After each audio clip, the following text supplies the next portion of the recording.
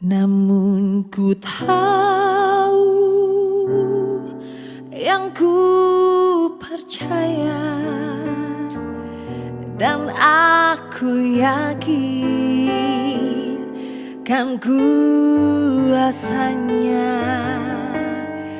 Ia menjaga yang ku taruhkan hingga harinya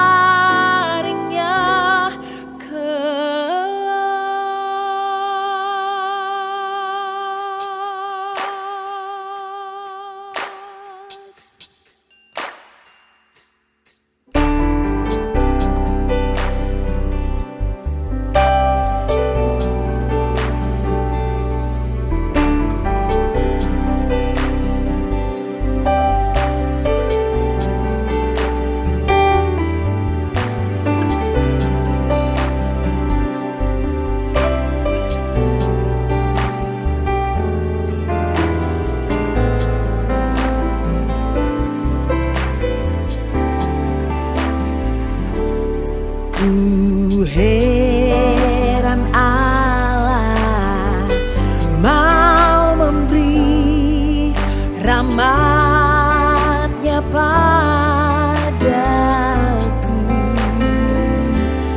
dan Kristus sudi menebus yang hina bagaiku. Namun ku tahu yang ku percaya, dan aku yakin kan kuasanya. Ia menjaga yang ku taruhkan hingga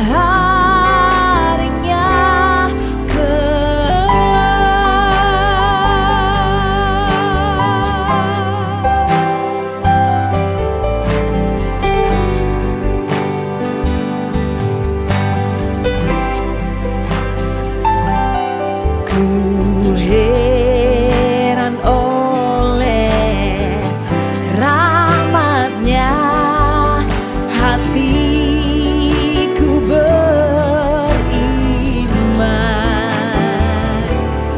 dan oleh kuasa sabdanya jiwaku tentram.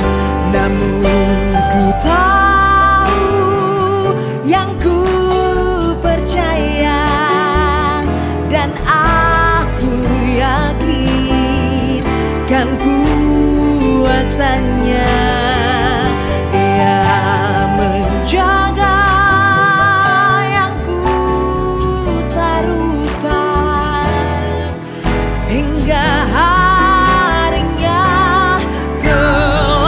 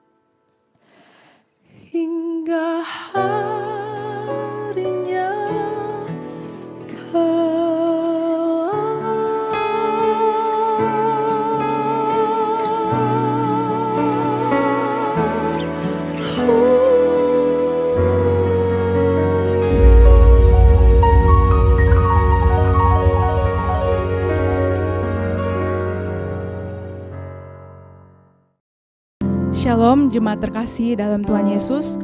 Bersyukur pada hari Minggu ini, sekalipun kita belum bisa beribadah bersama-sama, tetapi kita percaya Tuhan ada dan hadir bagi setiap kita yang mencari hadirat-Nya. Sebelum kita memulai semua pujian penyembahan kita pada pagi hari ini, mari kita mengambil waktu teduh sejenak. Kita mempersiapkan hati datang kepada Tuhan.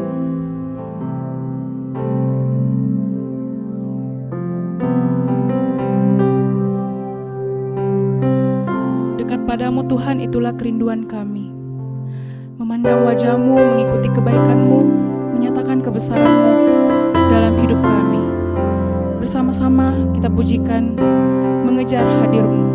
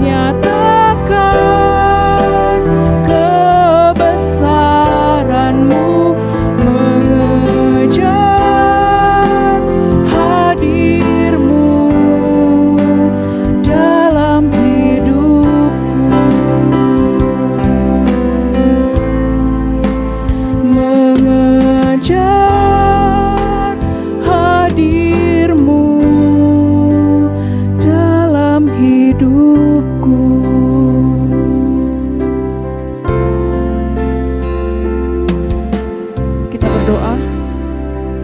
Bapa, kami bersyukur, kami datang menyembah-Mu. Kami sadar bahwa hari-hari yang kami lewati tidak lepas dari penyertaan-Mu. Kami bersyukur di tengah-tengah kondisi situasi yang tidak memungkinkan untuk hadir bersama memuji-Mu. Kami percaya kuasa Tuhan, hadirat Tuhan ada bersama kami. Pada hari ini Tuhan, kiranya dalam ibadah ini kami boleh bersungguh-sungguh beribadah kepada Tuhan, menaikkan setiap pujian penyembahan dengan segenap hati, dan mendengar serta menjadi pelaku firman seturut yang Engkau ajarkan kepada kami. Terima kasih Tuhan, kami serahkan ibadah ini ke dalam tangan-Mu, biarlah segala kemuliaan hanya untuk-Mu. Dalam nama Tuhan Yesus kami berdoa, amin. Jemaat dipersilakan duduk kembali. Sukacita Tuhan melimpah bagi setiap kita, amin. Kasih setia Tuhan terus tercurah dalam kehidupan kita. Oleh karena itu, mari kita bermazmur, bernyanyi bagi Allah kita. Nyanyi bagi Dia Sang Raja, kita pujikan kasih Allah.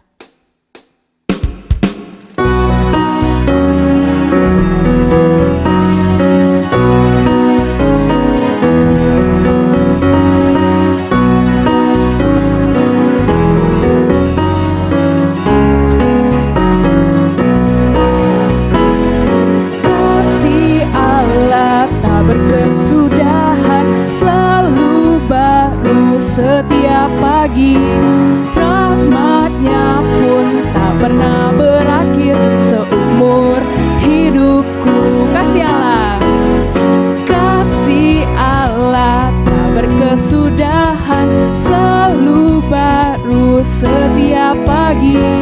Rahmat-Nya pun tak pernah berakhir seumur hidupku. Dengan sukacitaku kan menari, dengan sorak-sorai memuji. Ku naikkan pujian, haleluya, nyanyi bagi Dia Sang Raja, nyanyi bagi Dia Sang Raja selamanya. Mari kita bangkit berdiri, kita bertepuk tangan, bersukacita bersama. Kasih Allah tak berkesudahan, selalu baru setiap pagi. Rahmat-Nya pun tak pernah berakhir seumur hidupku. Dengan sukacitaku kan menari, dengan sorak-sorai memuji. Ku naikkan pujian, haleluya, nyanyi bagi Dia Sang Raja, nyanyi bagi Dia Sang Raja. Dengan sukacitaku kan menari, dengan sorak-sorai memuji. Ku naikkan pujian, haleluya, nyanyi bagi Dia Sang Raja, nyanyi bagi Dia Sang Raja selamanya.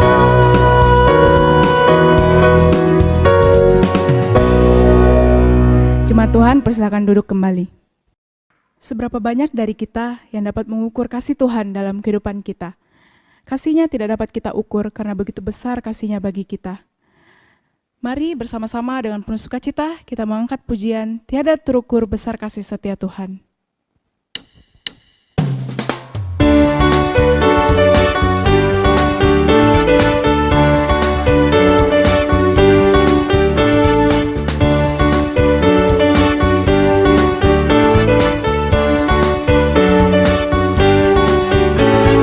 Tiada terukur besar kasih setia-Mu Tuhan. Panjang dan lebarnya melebihi lautan, jauh tinggi mengatasi langit, dalamnya tak dapat ku selami. Kasih setia-Mu besar selamanya. Kasih setia-Mu besar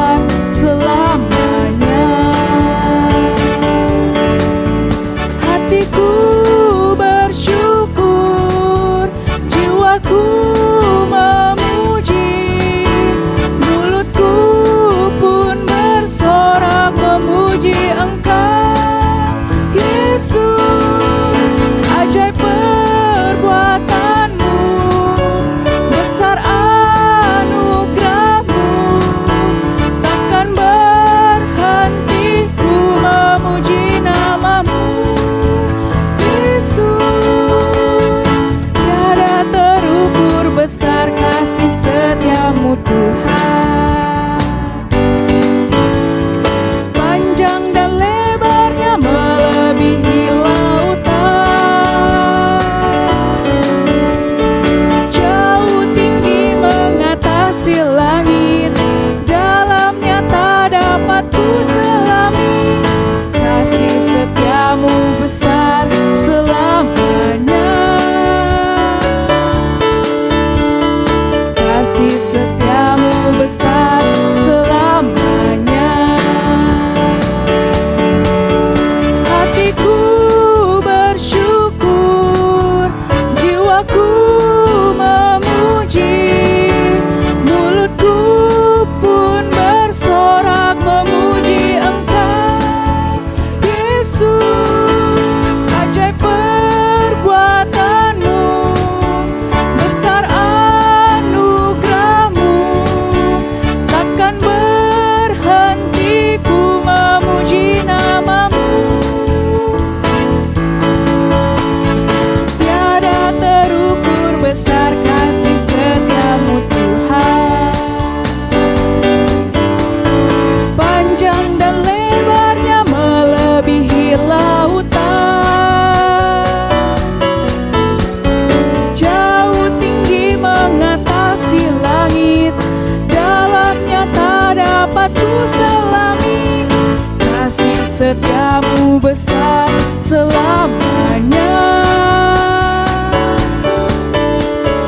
kasih setiamu besar selamanya,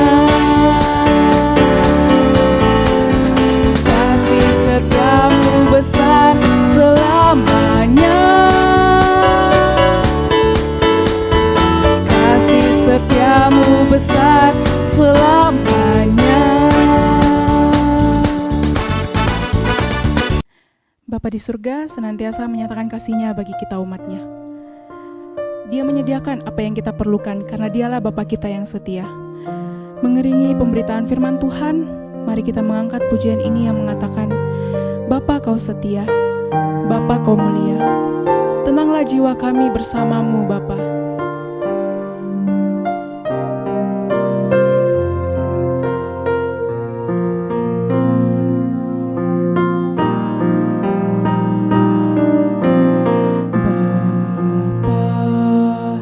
Kau setia, Bapa, kau mulia, tenanglah jiwaku, aman bersamamu.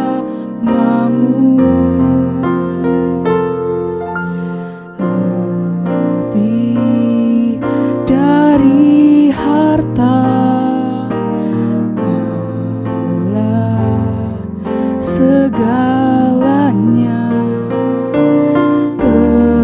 Tenanglah jiwaku dalam hadirat-Mu.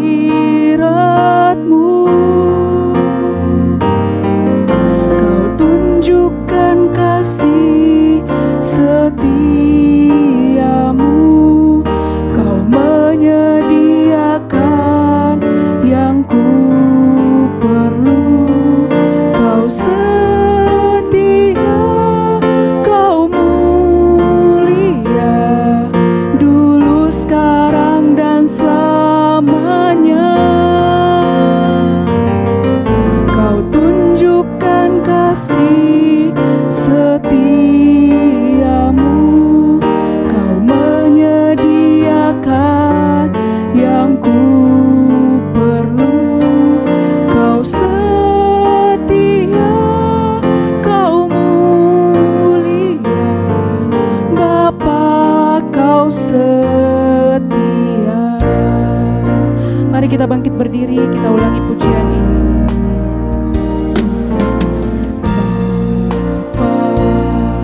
Kau setia, Kau mulia, tenanglah jiwaku dalam hadirat-Mu.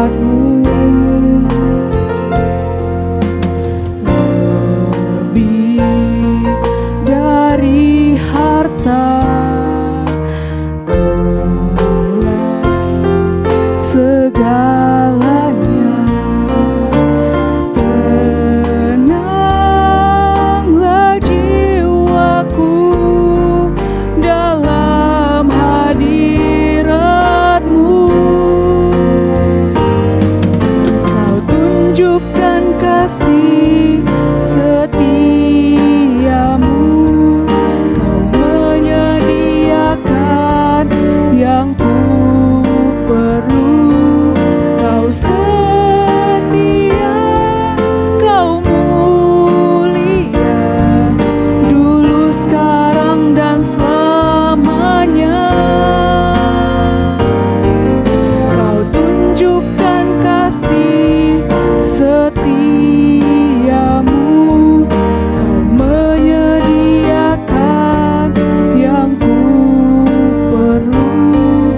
Kau setia, Kau mulia, Bapa, Kau setia.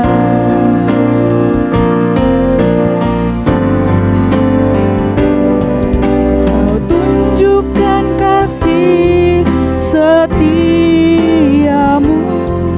Kau menyediakan yang ku perlu. Kau setia, Kau mulia, dulu, sekarang, dan selamanya. Kau tunjukkan kasih setiamu, Kau menyediakan yang ku perlu. Kau setia, Kau mulia, Bapa, Kau setia. Kau setia, Kau mulia, Bapa, Kau setia.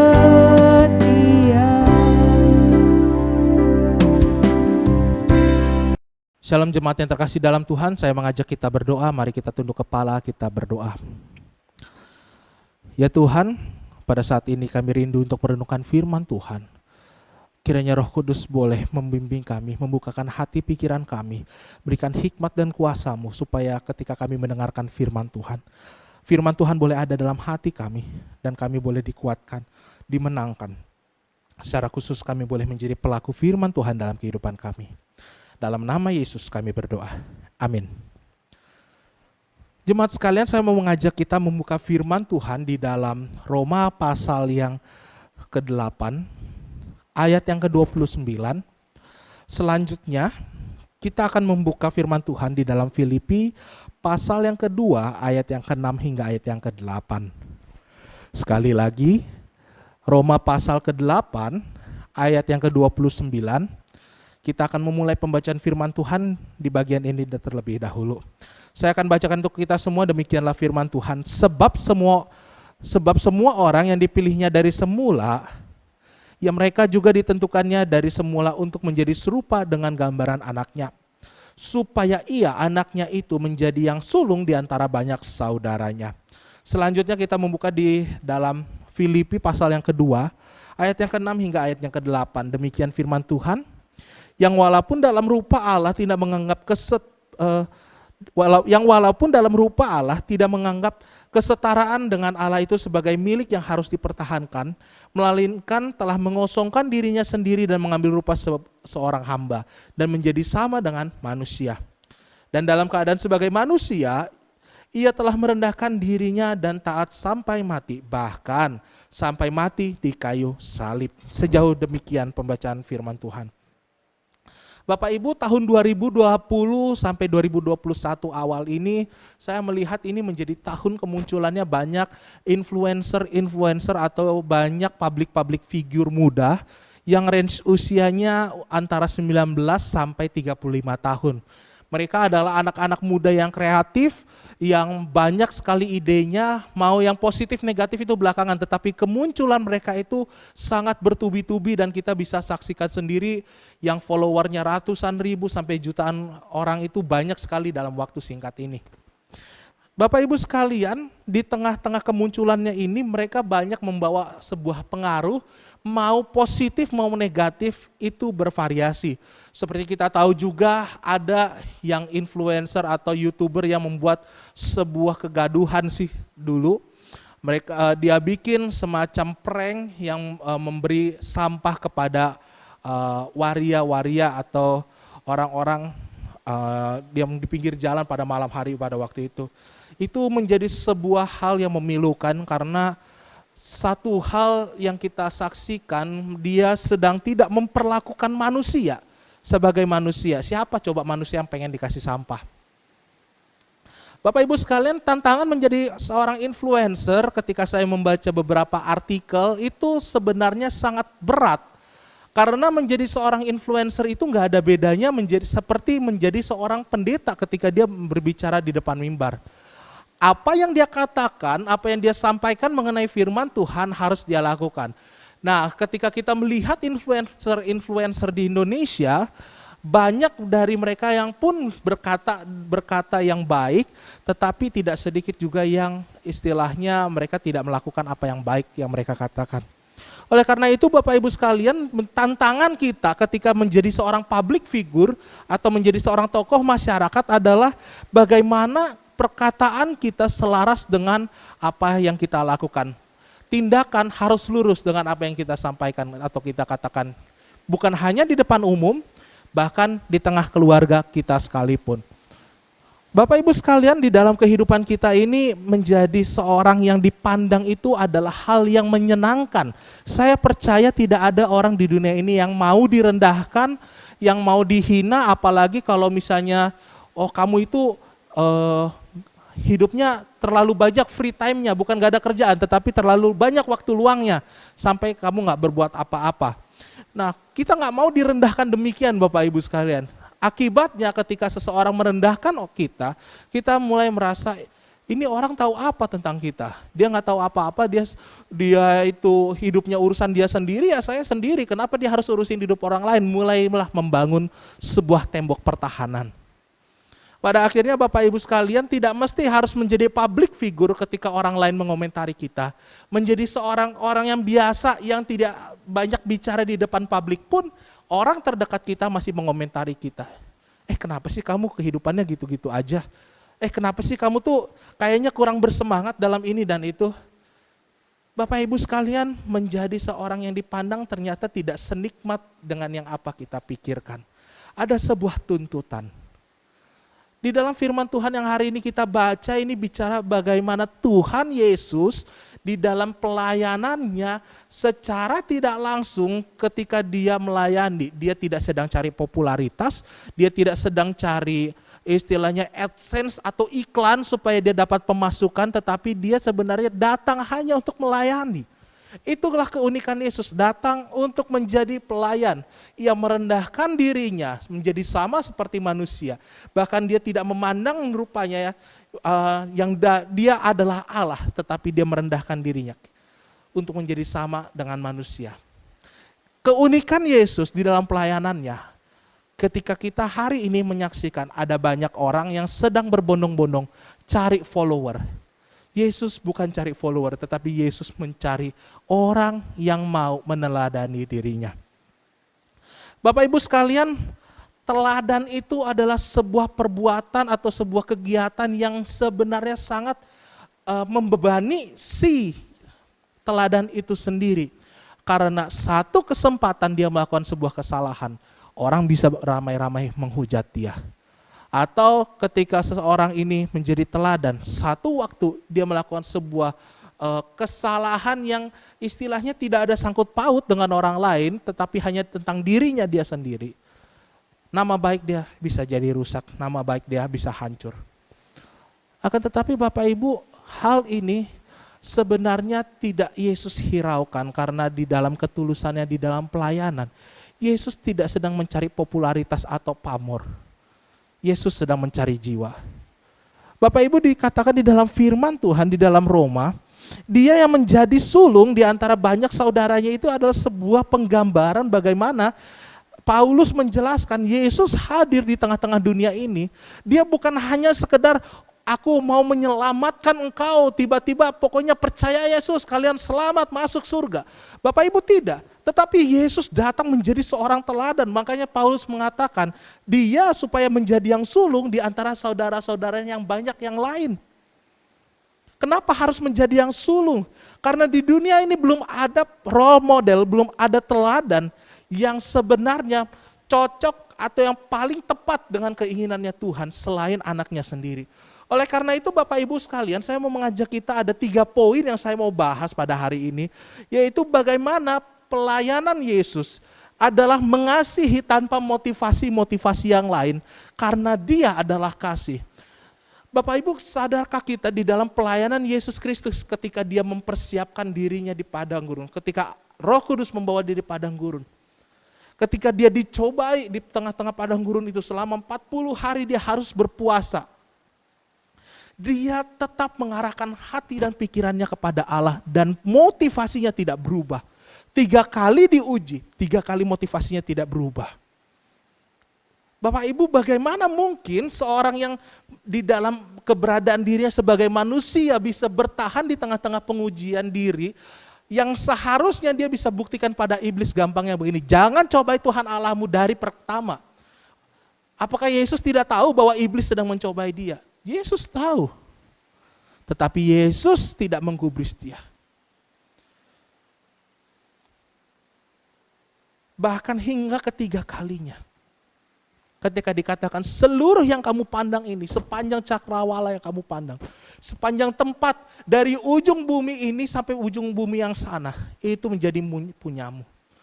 Bapak Ibu sekalian, di situ Yesus mengatakan jangan cobai Tuhan Allahmu. Motivasi Yesus tidak berubah. Motivasi Yesus datang dengan satu tujuan, Ia mau membawa manusia yang percaya pada dirinya untuk selamat, untuk berdamai dengan Tuhan, yang sudah bertahun-tahun kehidupannya selalu bermusuh dengan Allah.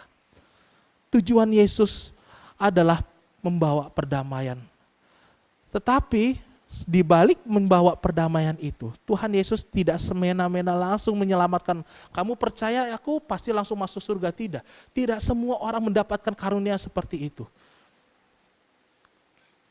Bapak Ibu, di dalam penjelasan Alkitab kita bisa melihat sendiri ketika Tuhan Yesus di atas kayu salib. Ketika Ia bersama 3 orang lainnya, bersama 2 orang lainnya di atas kayu salib itu. Salah seorang yang dikenal sebagai penjahat, dia berkata, engkau tidak layak di atas kayu salib ini, engkau tidak sama dengan kami. Engkau anak Allah, aku percaya. Tapi kau tidak pantas di sini. Tuhan Yesus mengatakan, engkau pada hari ini juga engkau akan bersama-sama denganku di Firdaus. Tuhan Yesus melihat kedalaman hati seseorang ketika Ia mengatakan, aku percaya bahwa engkau adalah anak Allah.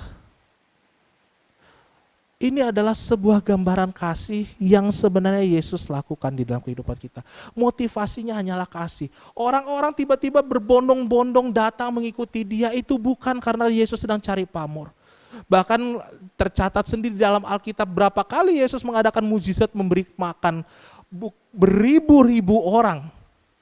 Pada waktu itu, saya mau katakan tidak ada media sosial yang bisa kita lihat followernya angka 171.000 dari segala penjuru dunia.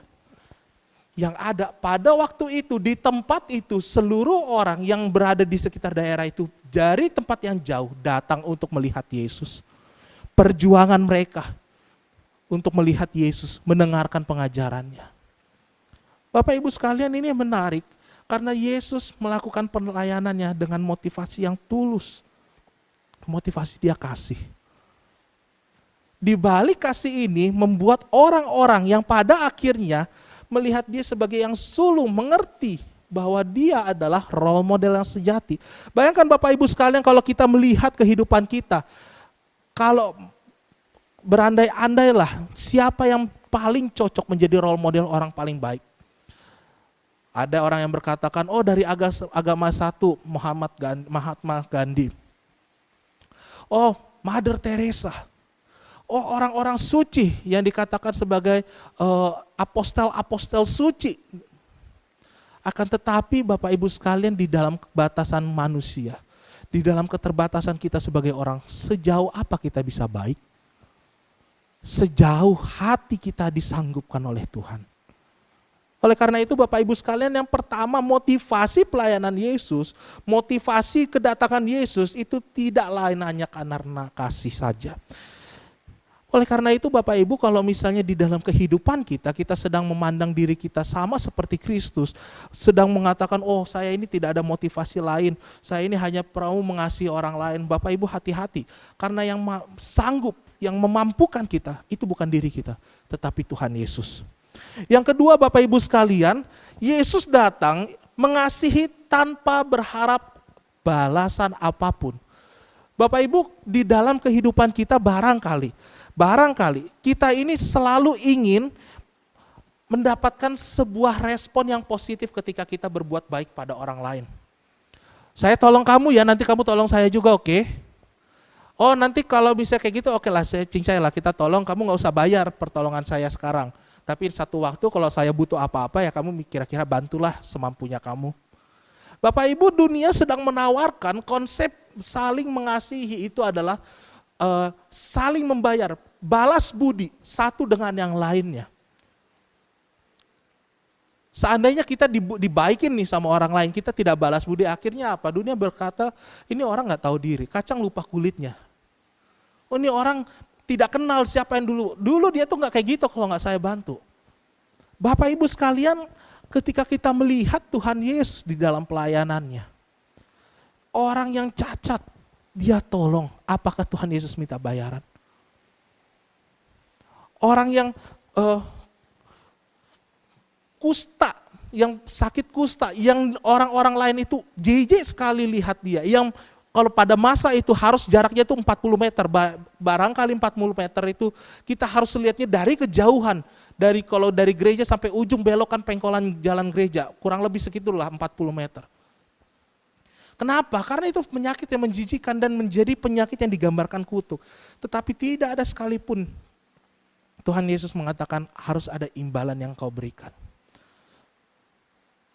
Tetapi Yesus melihat di dalam kehidupan orang-orang yang telah ia layani. Ada orang yang tidak tahu terima kasih. Ada orang yang sebenarnya Tuhan itu jauh lebih baik, bahkan kepada orang yang tidak tahu berterima kasih ia pun tetap baik. Ini adalah penggambaran bagaimana motivasi Kristus itu tidak berharap balasan. Bapak Ibu, barangkali di dalam kehidupan kita, yang kedua barangkali di dalam kehidupan kita, kita sering meminta balasan atas perbuatan baik kita pada orang lain. Saya mau katakan, barangkali kita belum meneladani Yesus. Karena ketika kita berharap timbal balik, kita sedang berharap orang lain itu merasa berhutang kepada kita. Merasa diri kita penting, merasa bahwa diri kita ini hebat. Pada akhirnya ketika kita banyak membantu orang dan orang lain berkata, terima kasih ya Pak, saya tertolong, saya ini tersanjung dengan perbuatan Bapak ini. Akhirnya apa? Kita merasa diri kita hebat, akhirnya kita jatuh lagi dalam dosa. Bapak Ibu sekalian, hati-hati. Segala apa yang kita lakukan di dalam Tuhan, yang berujung kepada kebaikan itu bukan karena kita, tetapi karena Tuhan yang menyanggupkan kita. Motivasi kita harus benar Bapak Ibu sekalian. Karena kalau kita masih berkata, hendaklah seorang yang lain menganggap dirinya lebih penting daripada orang lain, dia sedang memutarbalikkan firman Tuhan. Pada akhirnya dia sedang meninggikan dirinya, bukan meninggikan Tuhan yang memampukan dirinya. Yang terakhir Bapak Ibu sekalian, saya mengajak kita melihat di dalam Filipi pasal kedua ayat yang ke-6 sampai yang ke-8 tadi. Yang walaupun dalam rupa Allah tidak menganggap kesetaraan dengan Allah sebagai milik yang harus dipertahankan. Melainkan telah mengosongkan dirinya sendiri dan mengambil rupa sebagai seorang hamba dan menjadi sama dengan manusia. Dan dalam keadaan sebagai manusia, ia telah merendahkan dirinya sampai taat di atas kayu salib. Bahkan sampai mati di kayu salib. Bapak Ibu sekalian, saya memperhatikan kalau di dalam kehidupan kita saat ini, kita selalu berharap orang jahat mendapatkan balasannya. Bapak Ibu, ada sebuah cerita, ini cerita nyata, di Amerika Serikat, di salah satu negara bagian, Bapak Ibu bisa lihat sendiri tayangan ini di YouTube. Ada seorang pemuda yang usianya masih remaja begitu ya, barangkali usia 17-18 tahun. Dia punya seorang sahabat, yang sahabatnya ini begitu baik sama dia. Apa-apa pokoknya dengan sahabatnya ini. Di dalam kegiatannya, kesehariannya ya bareng-bareng terus. Satu kali Bapak Ibu sekalian, si pemuda ini, dia merasakan iri hati karena ternyata sahabatnya punya kehidupan yang lebih baik. Wah, saya lihat nih sahabatku ini ketika dia ulang tahun, orang tuanya kasih dia hadiah. Memang dia undang, saya diundang datang ke acaranya, tetapi saya jadi iri hati. Ketika dia mau jalan-jalan, pasti dititipin bekal beberapa dolar untuk dia bisa happy-happy. Kalau misalnya nongkrong-nongkrong, pasti dia punya uang lebih untuk bayarin aku. Di balik kebaikan yang dia nikmati dari sahabatnya, dia menjadi muncul keirian hati. Memang apa yang terjadi di dalam kehidupan pemuda ini? Bapak Ibu, pemuda sahabatnya ini memang lahir dari keluarga yang broken home. Dia tinggal sama neneknya, papa mamanya cerai dan meninggalkan dia, tidak urus lagi dirinya dia sampai dia besar, sehingga membuat dia banyak sekali luka dalam hatinya.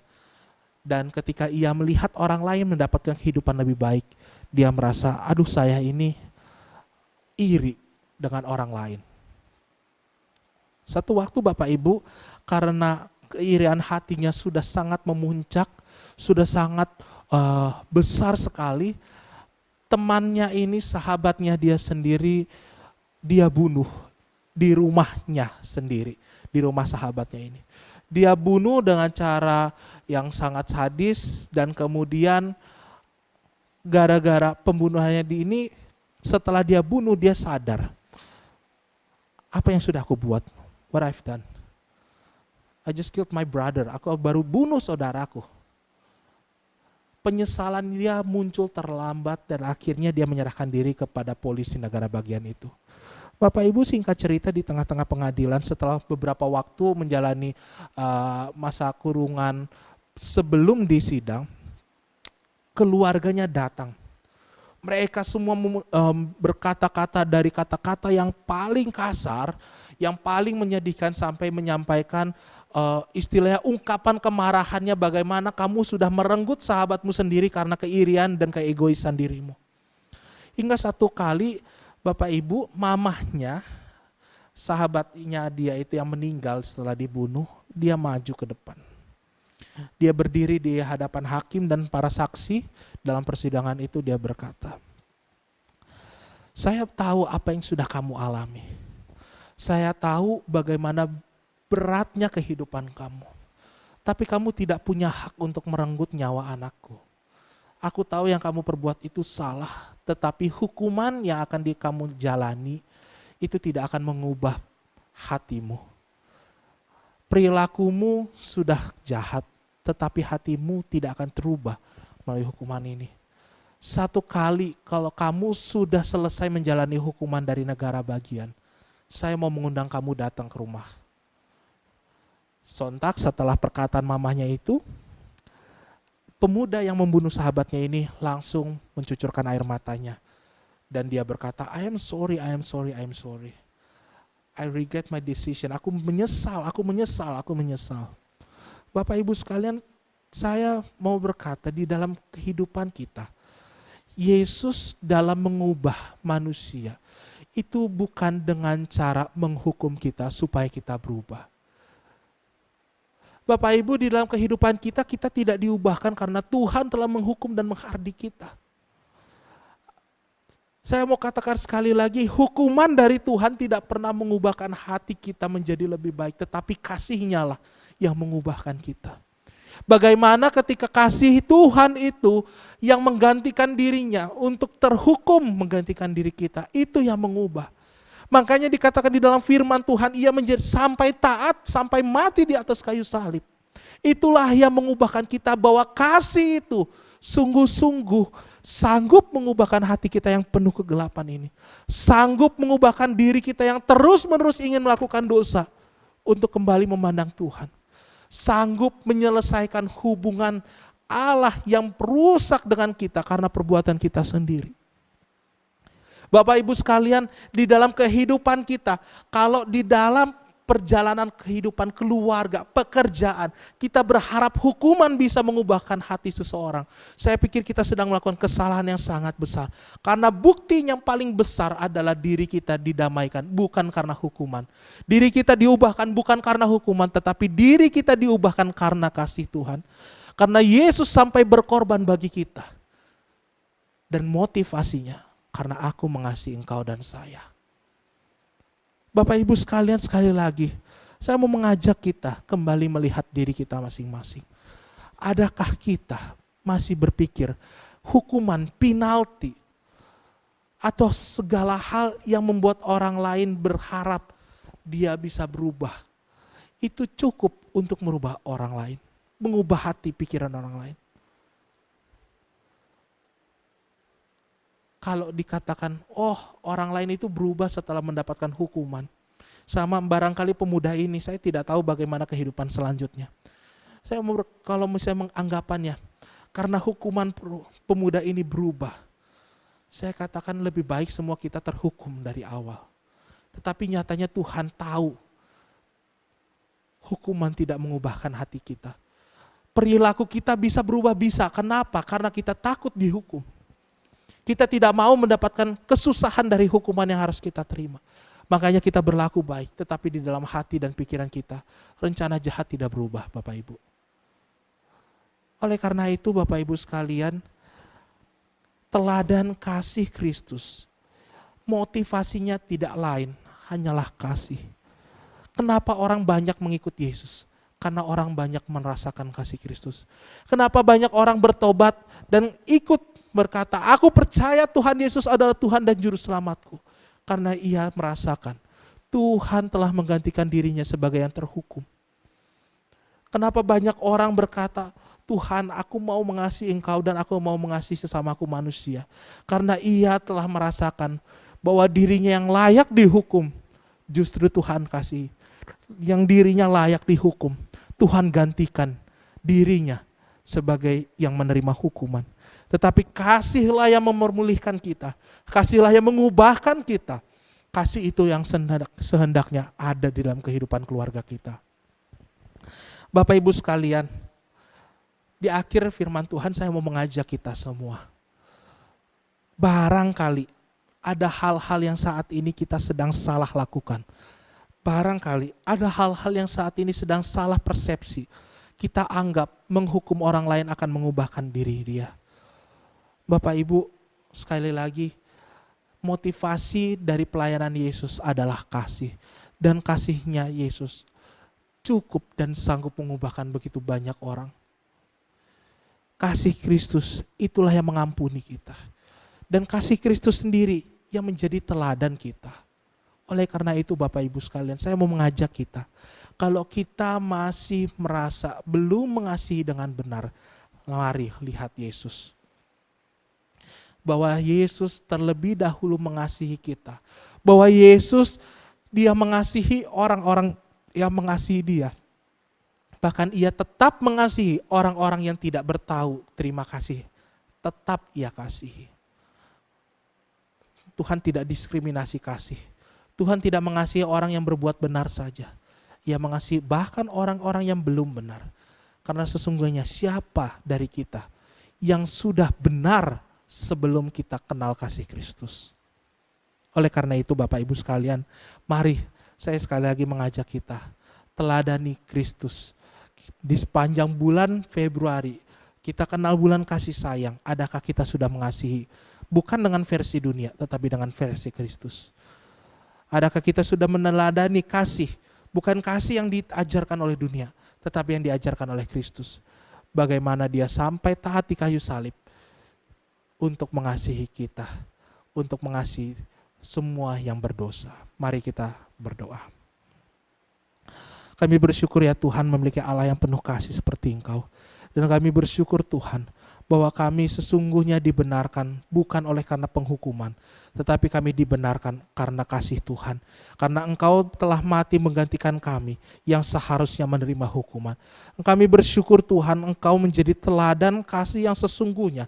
Kami belajar ya Bapa pada hari ini bahwa kasih Kristus mengalahkan segala sesuatu. Bahkan kasih Kristus menutupi segala keburukan kami. Dan kami mau ya Tuhan pada hari ini belajar. Kami mau semakin dekat dengan Tuhan. Belajar mengasihi Engkau lebih dalam lagi, lebih dekat lagi. Terima kasih ya Bapa. Kami berdoa di dalam nama Yesus Kristus Tuhan dan Juru Selamat kami yang hidup. Amin. Jemaat Tuhan, mari kita bangkit berdiri bersama-sama kita mengikrarkan pengakuan iman rasuli. Pengakuan iman rasuli. Aku percaya kepada Allah, Bapa yang Maha Kuasa, Khalik langit dan bumi, dan kepada Yesus Kristus, anaknya yang tunggal Tuhan kita, yang dikandung dari Roh Kudus, lahir dari anak darah Maria, yang menderita sengsara di bawah pemerintahan Pontius Pilatus, disalibkan, mati dan dikuburkan, turun ke dalam kerajaan maut. Pada hari yang ketiga, bangkit pula dari antara orang mati, naik ke surga, duduk di sebelah kanan Allah, Bapa yang Maha Kuasa. Dan dari sana ia akan datang untuk menghakimi orang yang hidup dan yang mati. Aku percaya kepada Roh Kudus, gereja yang kudus dan am, persekutuan orang kudus, pengampunan dosa, kebangkitan tubuh, dan hidup yang kekal. Amin. Jemaat Tuhan dipersilakan duduk kembali. Jemaat sekalian, saya mengajak kita memasuki di dalam doa syafaat. Saya mengajak kita berdoa untuk proses pembangunan gedung gereja GKI Gracia yang rencananya akan diadakan pada akhir bulan Maret tahun 2021 ini. Kita berdoa untuk segala kecukupan biaya, dana, dan kita berdoa untuk setiap tenaga kerja dari jemaat yang akan berbagian membantu, majelis dan hamba Tuhan juga yang berbagian di dalam pelayanan pembangunan gedung gereja ini boleh berlangsung dengan baik, boleh bersatu hati untuk sama-sama membangun rumah Tuhan. Dan juga saya menghimbau untuk kita semua jemaat Tuhan di dalam proses pembangunan gedung gereja, mari kita melihat bukan hanya pembangunan gedung saja, tetapi ini adalah sebuah proses di mana hati kita pun perlu dibangun juga di dalam Tuhan. Sehingga kita sama-sama bukan hanya gedung yang terbangun, tetapi iman kita juga terbangun di dalam Tuhan. Yang kedua, Bapak Ibu sekalian, saya mengajak kita berdoa untuk anak-anak kita yang akan menghadapi ujian tengah semester, ujian praktikum maupun ulangan-ulangan harian di sepanjang bulan Maret ini. Kita doakan mereka supaya boleh mempersiapkan diri mereka sebaik-baiknya dan mereka boleh menerima hasil juga yang baik. Selanjutnya saya mengajak kita berdoa untuk jemaat yang berulang tahun di sepanjang bulan Maret. Ada Ibu Ceni Sutansen, Ibu Novita Lukman, Bapak Hendrik Ciu, Ibu Vivi Sarjono, Ibu Margareta Inaki, Ibu Lina Wijaya, Bapak Chandra Gani, Ibu Riri Marpaung, Bapak Kristanto Wahono, Bapak Max Mase Papa, Ibu Merina Salim, Saudari Jessica Liamri, dan Ibu Else Gani. Dan juga kita akan berdoa untuk yang berulang tahun pernikahan, ada keluarga Bapak Yosef Maramis dan Ibu Jen. Yang kedua, kita berdoa juga untuk keluarga Bapak Frans Holiwono dan Ibu Natalia Wijaya. Mari sama-sama kita tundukkan kepala, kita berdoa. Bapa kami yang di surga, kami bersyukur pada hari ini di kesempatan ibadah pada minggu ini kami punya waktu untuk bersama-sama bergumul dan berdoa di hadapan Tuhan. Kami bersyukur Tuhan, beberapa waktu lalu kami sudah diumumkan di jemaat untuk izin pembangunan gedung gereja GKI Gracia sudah boleh ada. Dan kami bersyukur untuk setiap waktu yang kami boleh sama-sama dengan jemaat Tuhan, segenap warga jemaat GKI Gracia boleh bergumul bersama di dalam doa untuk izin ini. Kami bersyukur untuk kebaikan Tuhan dan kami juga bergumul kembali ya Tuhan untuk proses selanjutnya pembangunan gedung gereja ini. Ini adalah sebuah pekerjaan Tuhan. Ini adalah campur tangan Tuhan seluruhnya dan kami tahu Tuhan kami hanya bisa mempersiapkan dan berencana. Tetapi segala kehendak Tuhanlah yang jadi di dalam pembangunan gedung gereja ini. Secara khusus Tuhan kami rindu untuk melihat pembangunan gedung gereja ini bukan hanya sekedar pembangunan gedung fisik saja. Tetapi kami ya Tuhan umat-Mu, kami rindu hati kami, iman kami, pikiran kami pun ikut terbangun, ikut dikuatkan dan dikokohkan di dalam Tuhan. Supaya melalui proses ini, pergumulan kami bersama jemaat Tuhan, kami boleh sama-sama dikuatkan, kami boleh sama-sama bergumul dan kami boleh sama-sama mengucap syukur bahwa Tuhan, Engkau sendiri yang bekerja di atas segala hal. Kami bersyukur ya Tuhan, kiranya Engkau memberkati setiap proses yang akan kami lalui jemaat GKI Gracia. Kami juga berdoa ya Bapa untuk anak-anak remaja yang akan menghadapi ujian tengah semester maupun ujian praktikum ataupun ulangan-ulangan harian. Ya Tuhan, di tengah-tengah keterbatasan pertemuan secara fisik, ada banyak hal yang barangkali mereka kesulitan. Tetapi kami berdoa ya Tuhan, Engkau kiranya menolong setiap teman-teman remaja, boleh mempersiapkan hati mereka, pikiran mereka, mempersiapkan diri mereka untuk menghadapi setiap ujian-ujian yang akan dilaksanakan. Nah, kiranya mereka boleh mempersiapkan yang terbaik dan memperoleh hasil yang terbaik pula. Kami bersyukur ya Tuhan untuk setiap kebaikan Tuhan terhadap jemaat GKI Gracia. Dan kami pun mau berdoa untuk setiap jemaat-Mu yang berulang tahun di sepanjang bulan Maret. Kami berdoa ya Tuhan, kiranya Engkau memberkati setiap jemaat-Mu yang berulang tahun maupun berulang tahun pernikahan. Kiranya Tuhan memberkati dengan berkat-Mu ya Tuhan. Sukacita dan damai sejahtera Tuhan tercurah atas setiap jemaat yang berulang tahun maupun berulang tahun pernikahan. Kiranya kehidupan mereka semakin diberkati dan mereka semakin boleh memandang kepada Tuhan Yesus saja. Terima kasih ya Bapa. Kami bersama-sama bersyukur dan berdoa di dalam nama Yesus Kristus. Mari jemaat sekalian, saya mengajak kita semua bangkit berdiri. Kita berdoa bersama-sama seperti doa yang Tuhan Yesus ajarkan kepada kita, doa Bapa kami. Bapa kami yang di surga, dikuduskanlah namamu. Datanglah kerajaan-Mu, jadilah kehendak-Mu di bumi seperti di surga. Berikanlah kami pada hari ini makanan kami yang secukupnya. Dan ampunilah kami akan kesalahan kami, seperti kami juga mengampuni orang yang bersalah kepada kami. Dan janganlah bawa kami ke dalam pencobaan, tetapi lepaskanlah kami daripada yang jahat. Karena Engkau-lah yang punya kerajaan dan kuasa dan kemuliaan sampai selama-lamanya. Amin.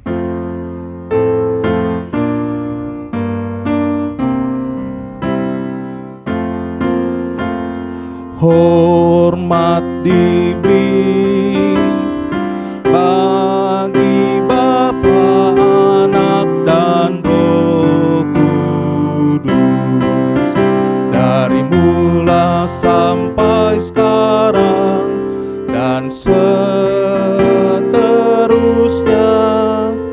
termulia. Amin. Amin. Jemaat dipersilakan untuk duduk kembali. Kita akan mengakhiri ibadah hari ini. Sebelum menerima doa berkat, mari kita mengangkat pujian Tinggikan Dirimu. Mari kita bangkit berdiri.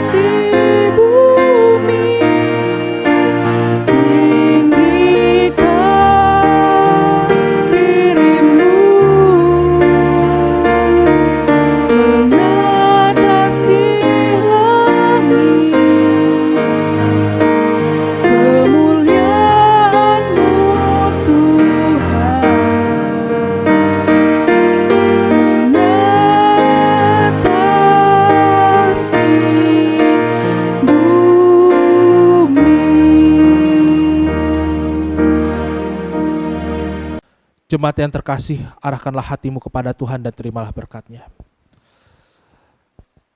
Kasih dari Tuhan kita, Allah Bapa, menyertai kita, mengubahkan kita. Kasih dari Tuhan kita Yesus Kristus, itulah yang menjadi kekuatan dan pedoman kita. Allah Roh Kudus menyertai, mengingatkan dan memberikan engkau hikmat bahwa kasih dari Tuhan telah mengubahkan kehidupan kita dari yang berdosa menjadi orang yang dibenarkan. Berkat Allah Tritunggal menyertai kehidupan kita sekalian mulai dari hari ini sampai selama-lamanya. Amin.